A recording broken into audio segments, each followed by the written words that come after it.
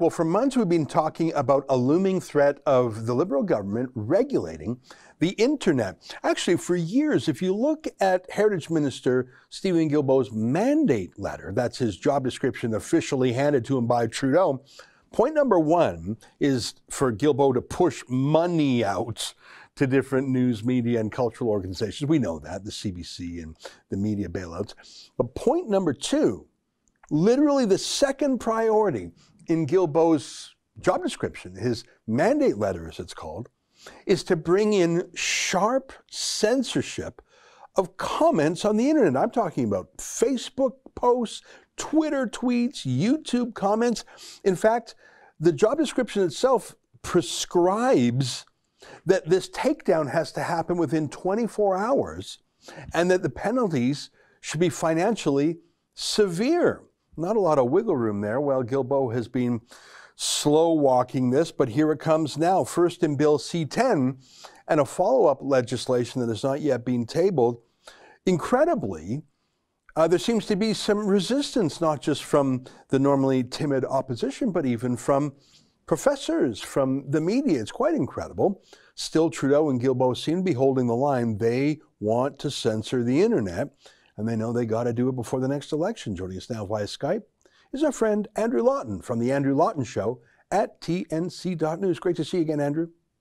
Likewise, here while we're still unregulated. Yeah, well, I mean, we're regulated by big tech. I thought it was very creepy the other day when Facebook said their Supreme Court, I think that was actually the language they used, Facebook's Supreme Court upheld its decision to ban Donald Trump for life.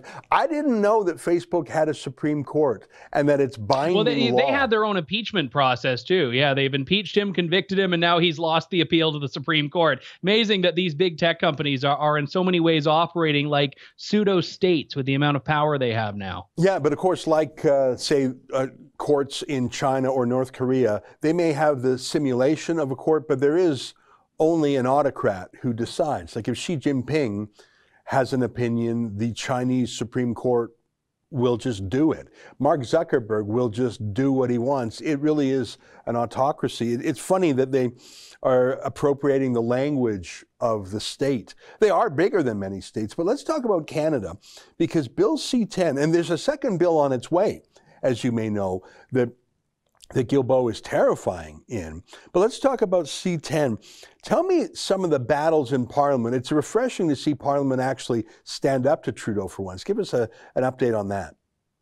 Yeah, so I mean, the simplest way to describe it is that we have a regulatory body, the Canadian Radio, Television, and Telecommunications Commission, that regulates TV stations and radio stations. And Minister Guilbeault says, well, their whole purpose is not to regulate content. No, but it is to regulate who is permitted to operate as a radio station, as a television station, and as a telecommunications provider.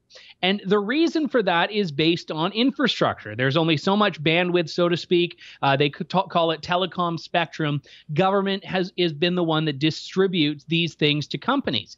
What they want to do now is extend the definition of these terrestrial media to include the internet, and not just the infrastructure of the internet, but the actual content that goes out over the web. And that's why C-10 is so dangerous, because it's starting to regulate now who can publish content as though it was just distributing a license to occupy a particular series of call letters or a particular frequency on an AM or FM dial. Mm-hmm. And originally, the government put in this exemption that said this is not going to apply to user-generated content, to videos that you post online, to things that I might tweet, to, cat memes or something like that. But the reality is that anything that regulates who can be a publisher is inherently going to regulate what can be published. Mm-hmm. And Minister Guilbeault has talked in the past about the possibility of requiring licenses. He said that news outlets will be exempt from it. But then we also know, you and I personally know this, Ezra, the government right now has a very different definition of what a journalist is and what a news outlet is than what a normal person would approach that with. So I believe wholeheartedly that Rebel, that True North, that other competitors and colleagues we have are going to become regulated by C-10, even though the government's trying to claim that it's only going after these big players like Facebook and Google. That's an excerpt from my daily show, The Ezra Levant Show. Every day I do a monologue on the news of the day, then I interview an interesting guest, and then I read my hate mail. You gotta subscribe. Go to rebelnews.com.